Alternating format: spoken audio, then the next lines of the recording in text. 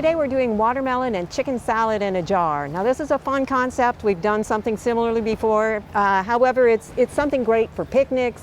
Anytime you're going to be traveling with food, going to work, going to school, this is a fun idea. So we're going to start with 1/4 cup of brown rice. Now this is cooked ahead. It could be leftovers. You could use instant rice.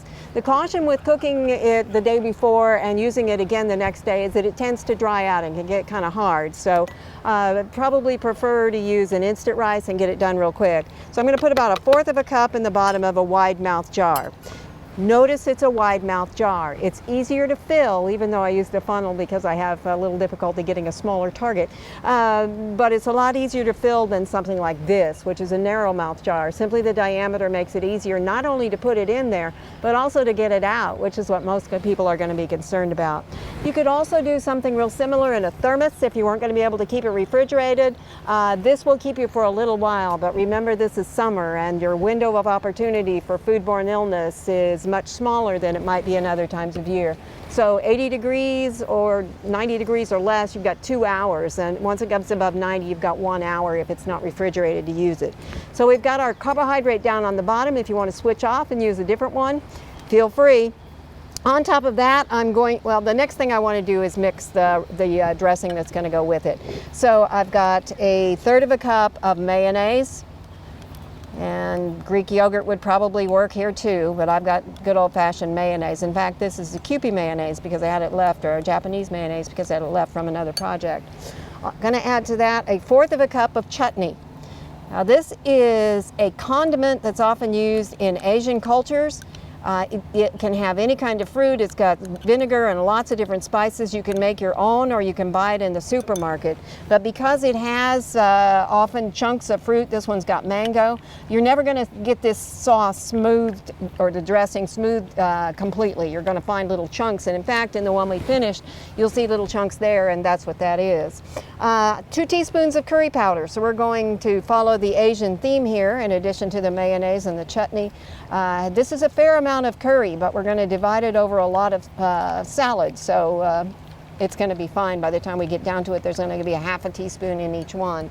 Also to that, I'm going to add 2 tablespoons of diced red onion and a 1/3 cup of sliced or diced celery, whichever you want to do, and about 1/4 cup of craisins or raisins or dried blueberries or dried cherries, whichever one you have. And the last thing is 1½ cups of cooked chicken breast.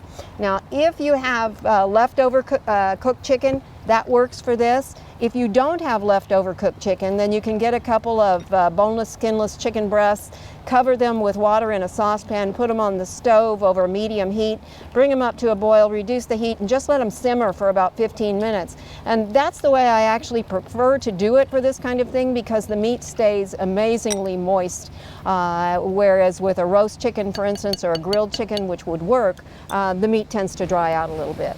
So that's the basic gist of the salad. So we've got our carbohydrate in here. Wipe my finger off a little bit. To this, we're going to add about 1/2 cup of watermelon. So you'll need to have 2 cups for the whole thing. Again, just get those in on top. Shake them around a little bit so they even out. On top of that, we're going to add 1/2 cup of sliced jicama. Now the jicama is nice because it's going to stay crunchy. No matter what we do with it, it will continue to stay crunchy, so we get some texture. The watermelon is going to give us some sweetness. So we get those 2 things in there. And on top of that, we're going to add our chicken combo here. And get that in there. And you're just going to divide these things amongst the 4 jars that you're working with. And then finally, we're going to top it off with some greens. Now I'm using romaine. You want to use something that's fairly sturdy because if you use a really tender one like a leaf lettuce, it's going to wilt over time because it's going to sit here. Now the dressing is underneath. So normally the dressing with contact with the greens, it's got acid in it, it's going to cause it to become wilted. But that's not going to happen here because we have it up above. And you've seen that with other kinds of salads that are layered, whether they're in a jar or not. So as much as you can get in here is the goal. Hopefully at least 1/2 cup. And then finally on top, we're going to put in about a tablespoon of roasted cashews. And that's all there is to it. If you are going to serve it now, it's ready to go. If you're going to eat it later, then put the 2-piece lid on that came with it and put it in the refrigerator, because it does have the chicken in it and other things that will spoil. But I think you're going to like this one. It's fun for one thing, but it's also really, really good. I hope you'll give it a try. It's watermelon and chicken salad in a jar. For Oklahoma Gardening, I'm Barbara Brown.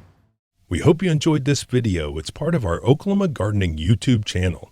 You can also find even more videos on our OK Gardening Classics YouTube channel. And join us on social media for great gardening tips, photos, and discussion.